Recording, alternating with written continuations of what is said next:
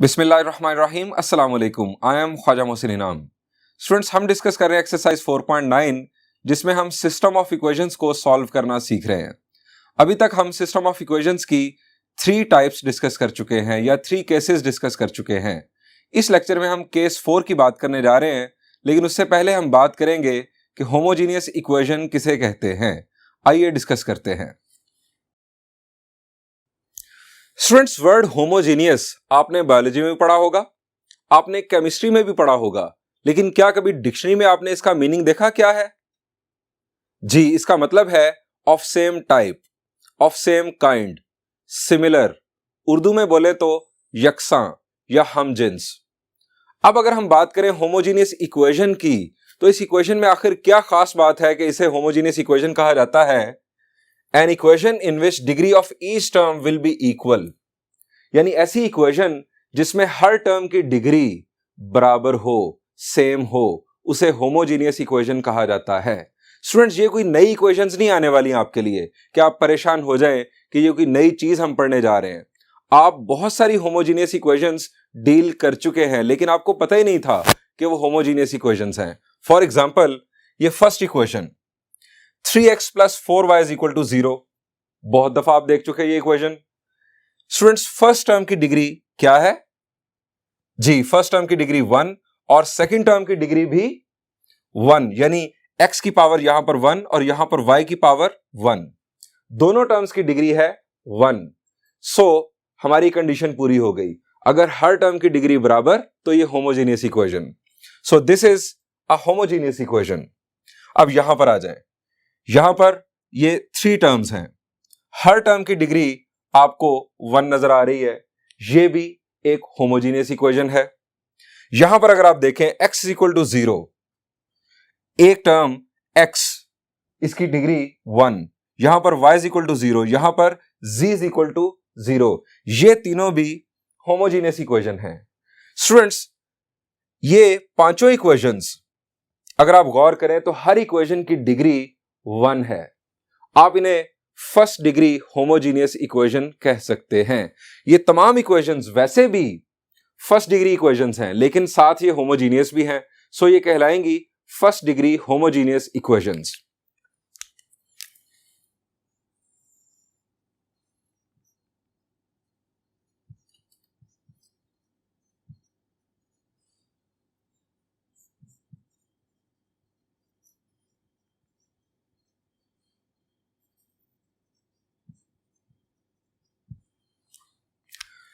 आप first degree homogeneous equation की definition ये भी कर सकते हैं, an equation in which degree of each term will be 1, first degree homogeneous equation. अब अगर हम और एग्जांपल्स की बात करें तो students, this is example number 4। यहां पर फर्स्ट टर्म की डिग्री क्या है? जी बिल्कुल, इट इज 2 और यहां पर भी डिग्री है 2। सो ये है सेकंड डिग्री होमोजीनियस इक्वेशन, यानी एक ऐसी इक्वेशन जिसमें हर टर्म की डिग्री 2 हो, सेकंड डिग्री होमोजीनियस इक्वेशन कहलाएगी। यहां पर जरा गौर करें, इस टर्म की डिग्री क्या है? जी, x की पावर 1, y की पावर भी 1। अब टर्म की डिग्री बुनियादी तौर पर इन दोनों वेरिएबल्स की पावर्स को ऐड करने से हासिल होगी, क्योंकि ये दोनों मल्टीप्लाई हो रहे हैं। सो इसकी पावर भी 1 है, इसकी पावर भी 1 है, लेकिन इस टर्म की डिग्री 2 होगी। सो ये भी सेकंड डिग्री होमोजीनियस इक्वेशन। यहां पर ये second degree term, second degree term और ये भी सेकंड डिग्री टर्म। सो तमाम टर्म्स की डिग्री बराबर, ये होमोजीनियस इक्वेशन। तमाम टर्म्स की डिग्री 2, ये सेकंड डिग्री होमोजीनियस इक्वेशन। सो ये तीनों examples second degree homogeneous equation की हैं।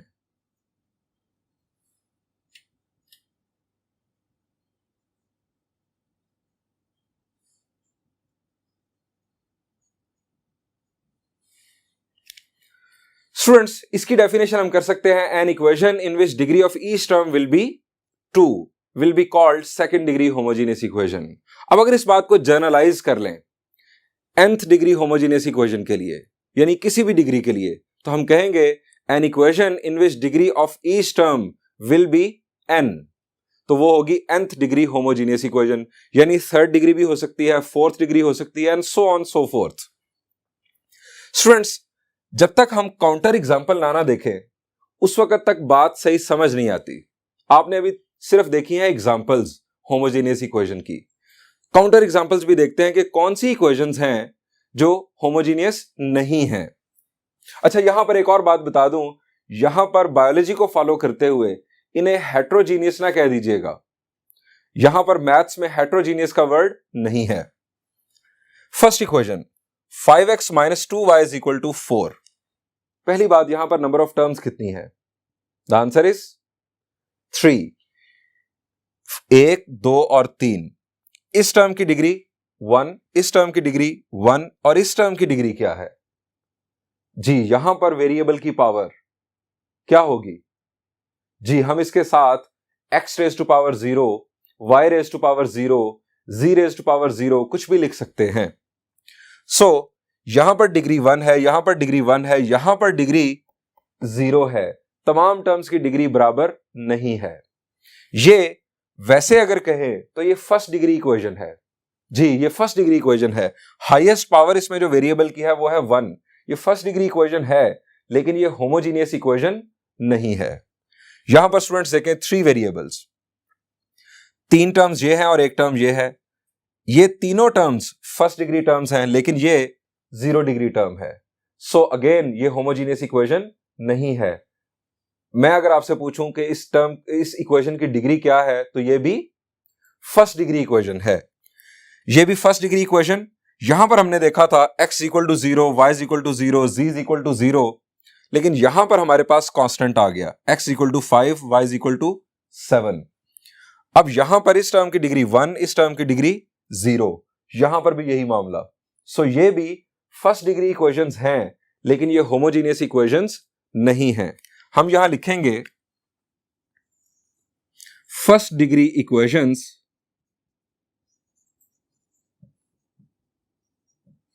But not homogeneous.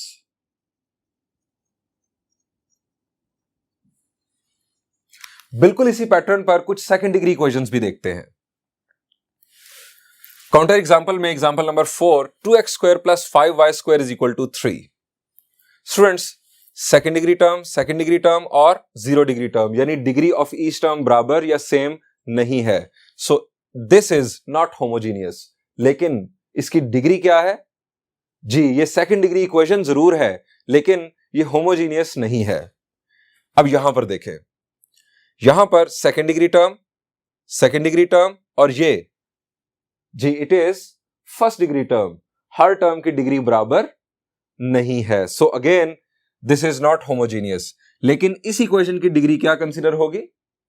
Ji, highest power of variable जो टर्म में हमें नजर आ रहा है, हाईएस्ट डिग्री टर्म यहां पर 2 है। So this is second degree equation but not homogeneous. हम यहां लिखेंगे second degree equations but not homogeneous.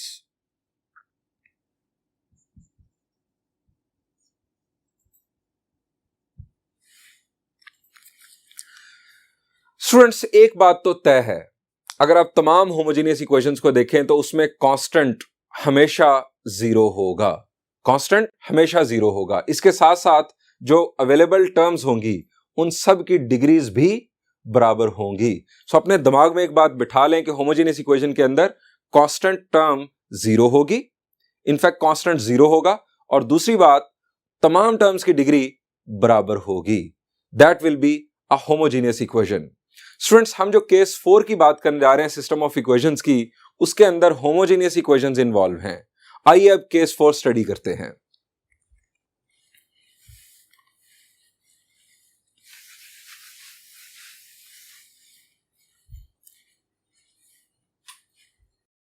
Students, system of equations का केस 4। यहां पर एक दफा मैं आपको फिर बता दूं कि बुक में 2 केसेस लिखे गए हैं। केस 1 के अंदर फर्दर 2 केसेस हैं और केस 2 के अंदर फर्दर 3 केसेस हैं, यानी वहां पर भी 5 केसेस हैं। मैंने उन्हें अलग-अलग नंबरिंग दे दी है। केस 4 देख रहे हैं हम।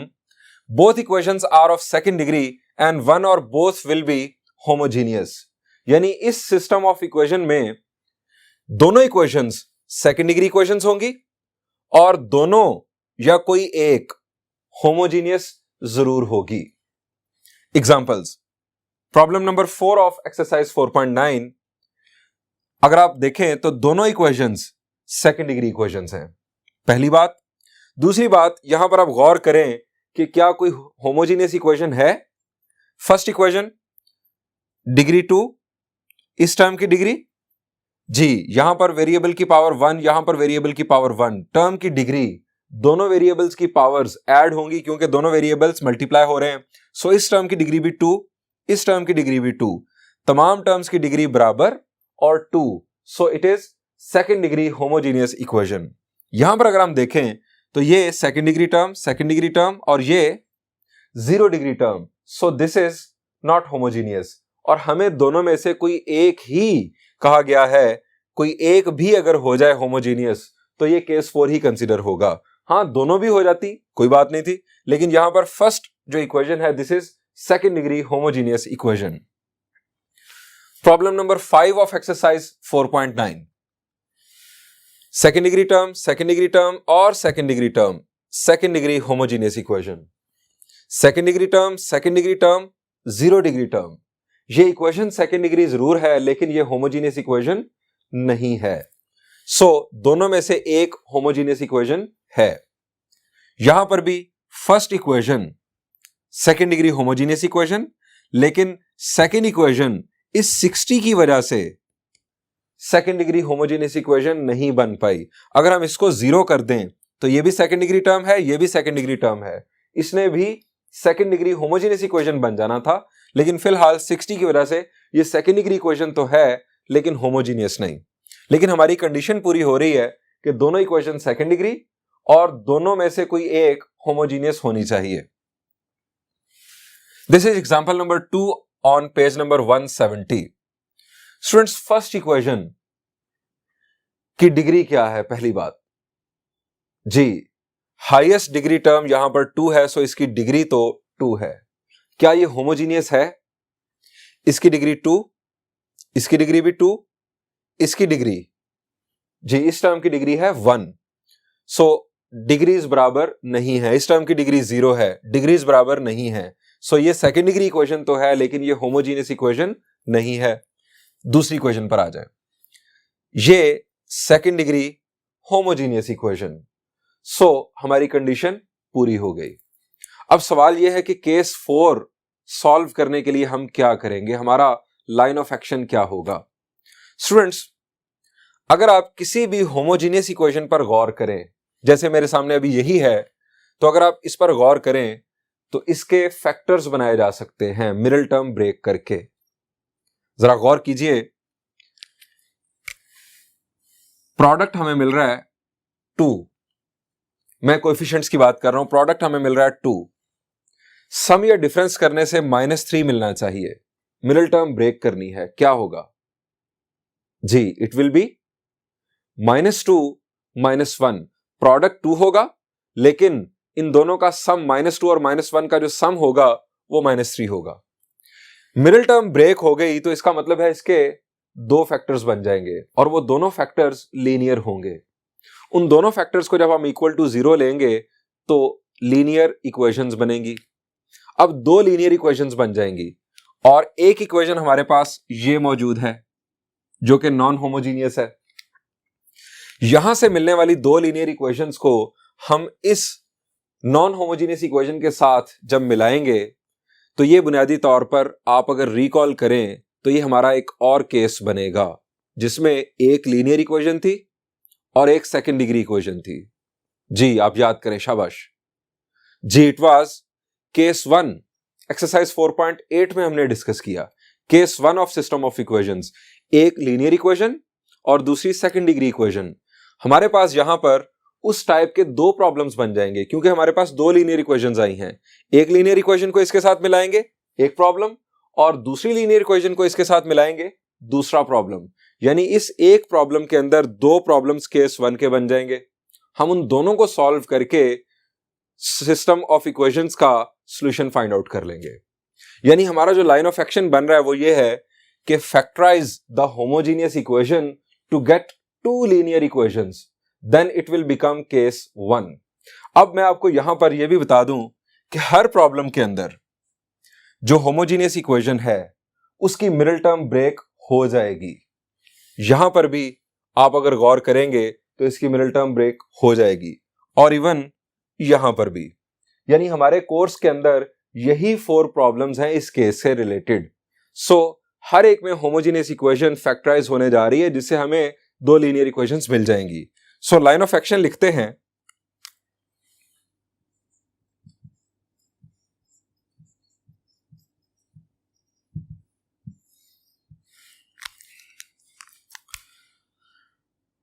Factorise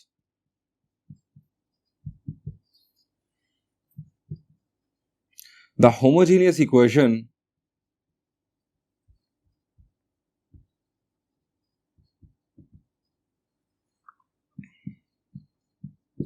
to get 2 linear equations। अब लीनियर इक्वेशंस को हम फर्स्ट डिग्री इक्वेशंस भी कहते हैं।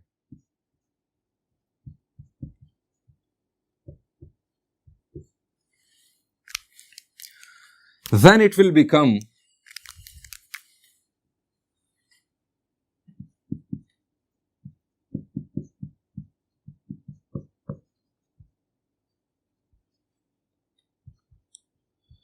Case 1।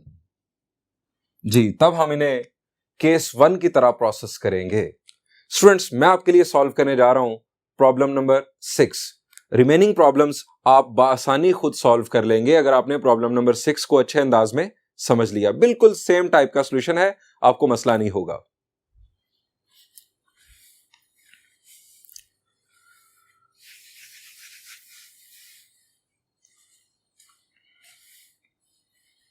Students, problem number 6 of exercise 4.9। यहां पर हम जैसे कि पहले बात कर चुके हैं कि यह है हमारी सेकंड डिग्री होमोजीनियस इक्वेशन। इसे हमने करना है फैक्टराइज। इसकी मिडिल टर्म ब्रेक जरा सोचें क्या होगी। शाबाश, हमारा प्रोडक्ट बन रहा है 24 और सम या डिफरेंस आना चाहिए -11। सो क्या होगा जी, it will be -8 -3। -8 -3 will be -11, और अगर प्रोडक्ट करेंगे तो होगा 24। सो यहां पर नाम देते हैं इक्वेशंस को। इसको नाम दे देते हैं 1 का और इसे 2 का। हम यहां लिखेंगे कंसीडर इक्वेशन 1।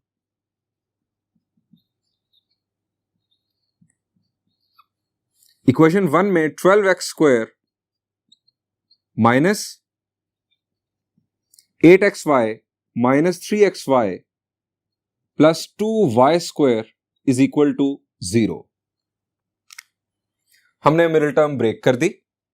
अब यहां पर देखें कॉमन क्या बन रहा है। शाबाश जी, यहां पर कॉमन 12 और 8 के हिसाब से 4, और यहां पर भी x, यहां पर भी x, सो 4x। यहां पर आ जाएगा 3x माइनस 4 2 जार 8, x फारिग और y।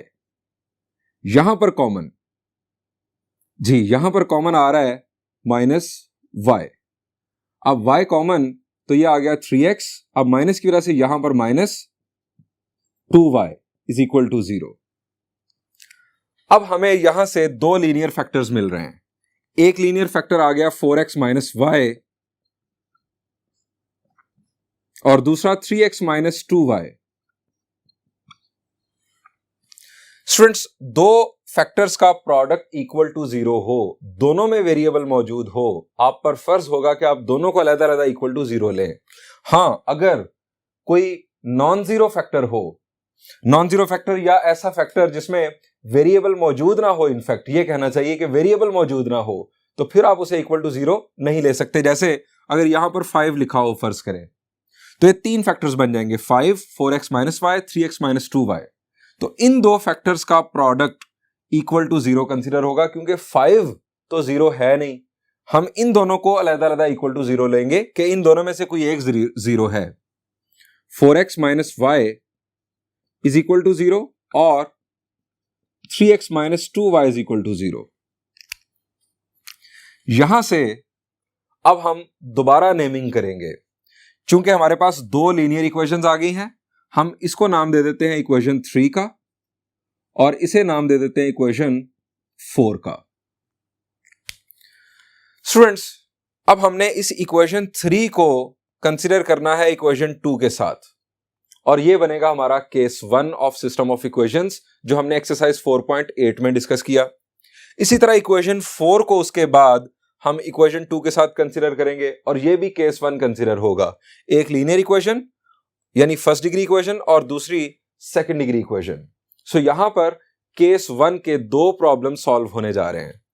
हम पहले कंसीडर कर लेते हैं इक्वेशन 3 को इक्वेशन 2 के साथ। First we will consider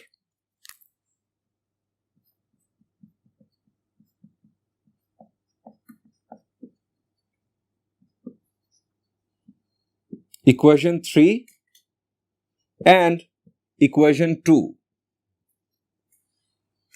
equation 3 और इक्वेशन 2 को हम कंसीडर करेंगे। स्टूडेंट्स, केस 1 जरा रिकॉल करें। अब केस 1 में हमने प्रॉब्लम्स को किस तरह सॉल्व किया था?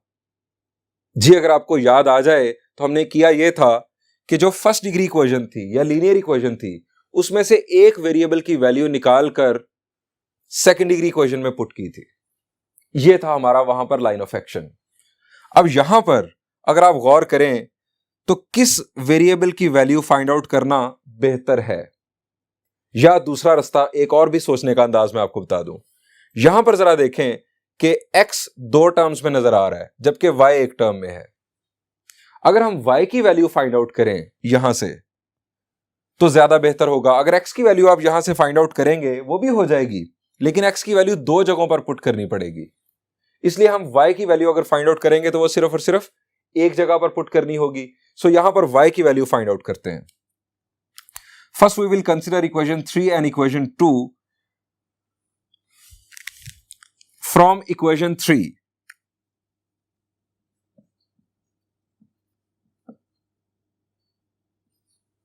y की वैल्यू आ गई 4x।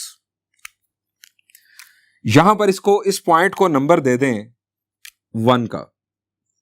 हम अभी ये कंसीडर करें इक्वेशन 3 एंड इक्वेशन 2 और उसके बाद हम कंसीडर करेंगे इक्वेशन 4 एंड इक्वेशन 2 और उसको नंबर देंगे 2 का। From equation 3 y is equal to 4x, put in equation 2।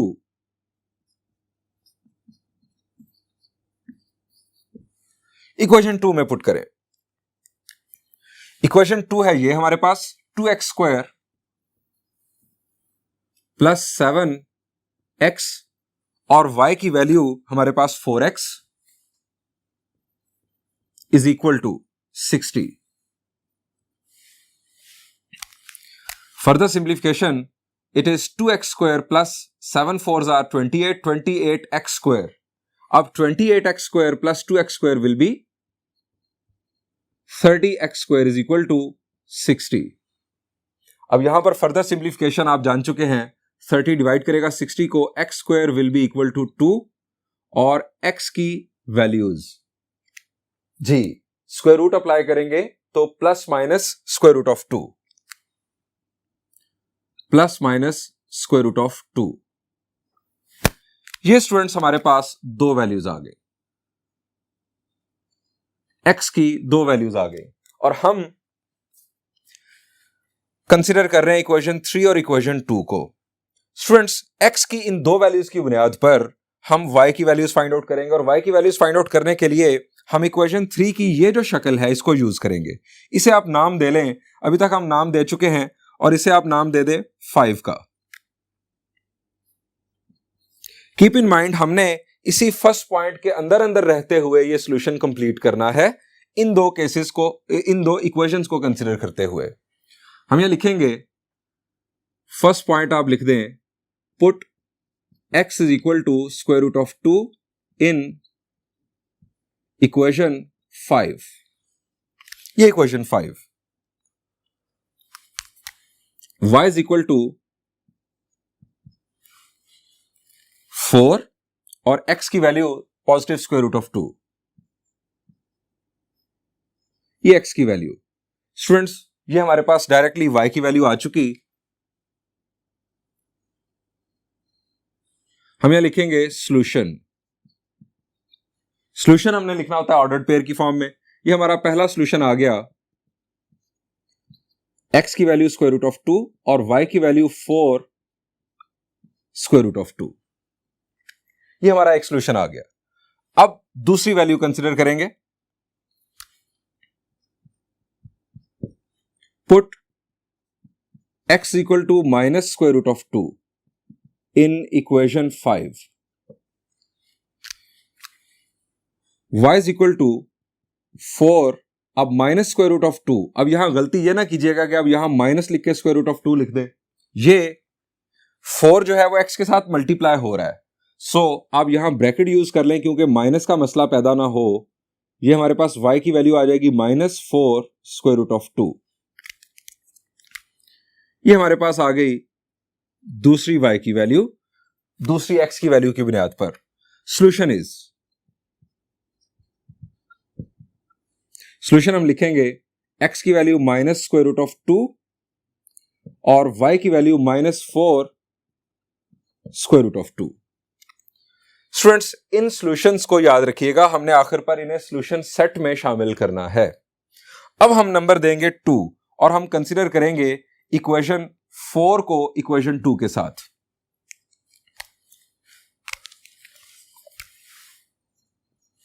Now consider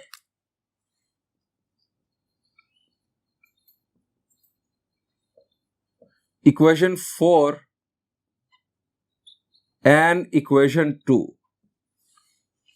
अब ये इक्वेशन स्टूडेंट्स बहुत पीछे रह गई हैं। मैं दोबारा आपके सामने ये इक्वेशंस लिखूंगा ताकि आपको अच्छी अंदाज में समझ आ जाए।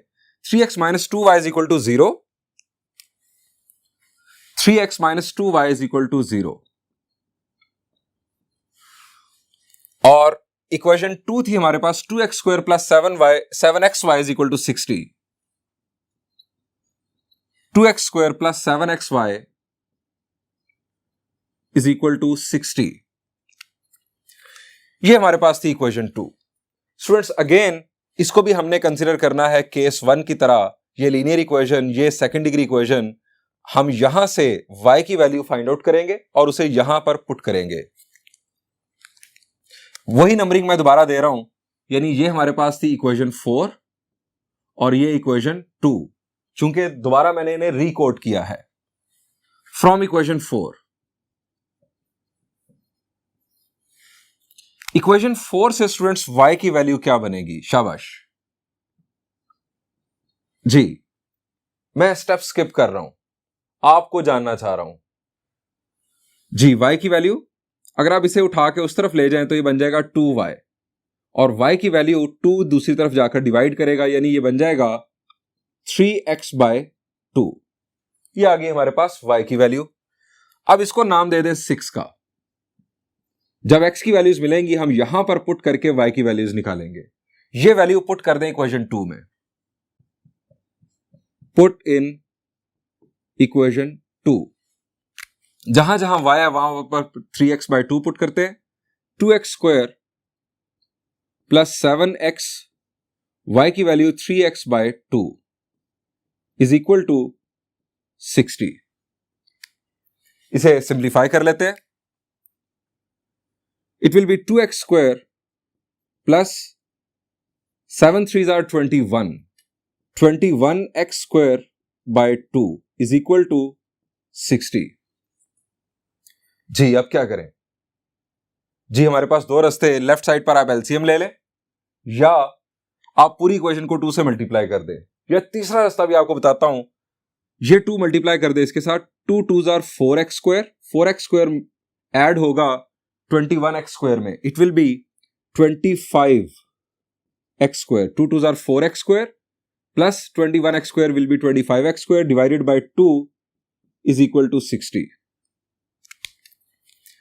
स्टूडेंट्स, अब ये 2 दूसरी तरफ मल्टीप्लाई होगा और 25 देन उसे डिवाइड करेगा।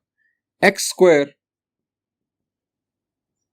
Is equal to 120, 2 60s are 120 divided by 25।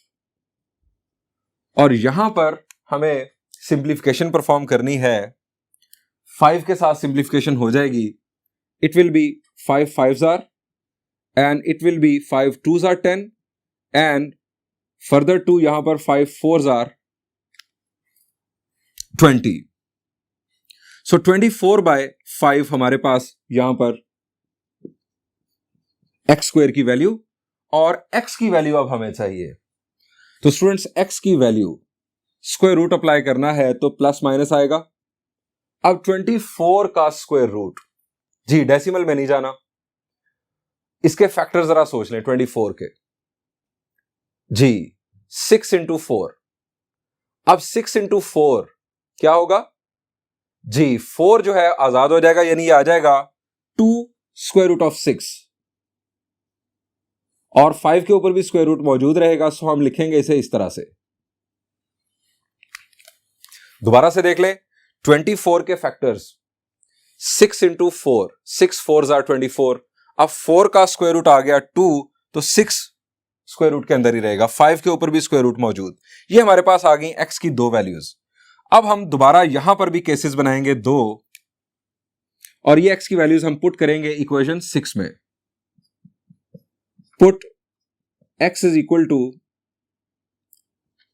2 square root of 6 over 5 in equation 6, यहां पर पुट करेंगे। y इज इक्वल टू 3/2 को कर ले साइड पर, और x की वैल्यू, ये x की वैल्यू अब यहां x की जगह पर पुट करेंगे। 3/2 को मैंने साइड पर लिख लिया ताकि कंफ्यूजन ना हो। x की वैल्यू है 2 स्क्वायर रूट ऑफ 6 over 5। यहां पर ये 2 और 2 कैंसिल, हमारे पास वैल्यू आ रही है स्टूडेंट्स y की, y is equal to 3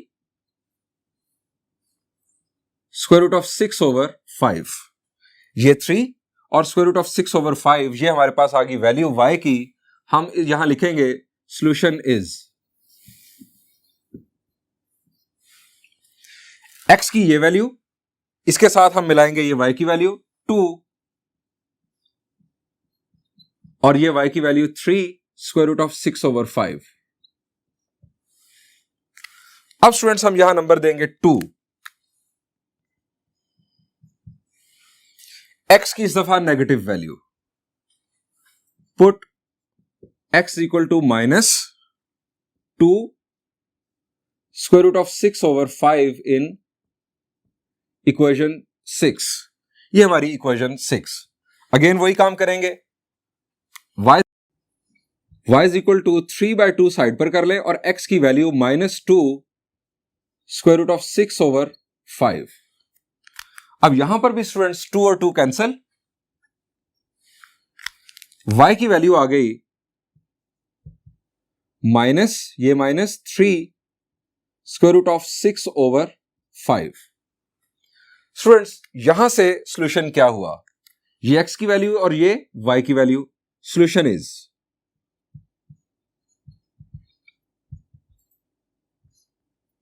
-2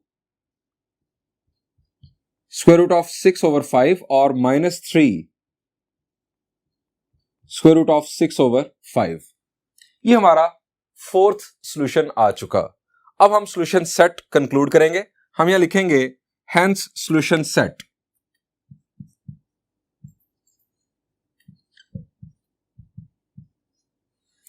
solution set में स्टूडेंट्स फर्स्ट ऑर्डर्ड पेयर हमें यहां पर मिला था, square root of 2 4 square root of 2,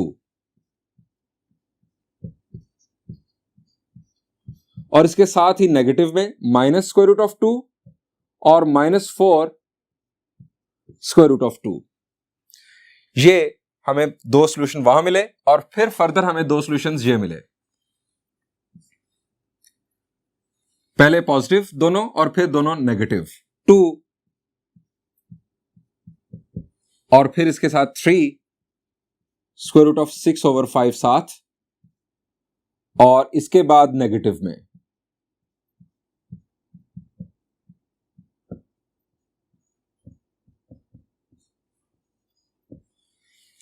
students 4 ordered pair, ये हमारे आ गए सॉल्यूशन सेट के अंदर। इसका मतलब ये है कि अगर आप, जो मैंने आपको वेबसाइट बताई थी डेस्मोज, उसके ग्राफ प्लॉटर पर जाकर इन दोनों इक्वेशंस को प्लॉट करेंगे, इनका ग्राफ देखेंगे, तो इनका ग्राफ कितने पॉइंट्स पर इंटरसेक्ट कर रहा होगा? 4 ऑर्डर्ड पेयर्स हैं, 4 पॉइंट्स पर। जिन जिन पॉइंट्स पर वो इंटरसेक्ट कर रहा होगा, यानी वो उनके ग्राफ्स इंटरसेक्ट कर रहे होंगे, उन पॉइंट्स के कोऑर्डिनेट्स हैं ये इनफैक्ट। सो ये जो प्रैक्टिस है इन प्रॉब्लम्स को ग्राफिकली विजुअलाइज करने की, ये जारी रखिएगा, आपके कॉन्सेप्ट्स बड़े अच्छे अंदाज में क्लियर होंगे। अब रिमेनिंग प्रॉब्लम्स जो मैंने आपको बताए वो आप खुद सॉल्व कीजिएगा केस 4 से relevant. Thank you and Allah Hafiz.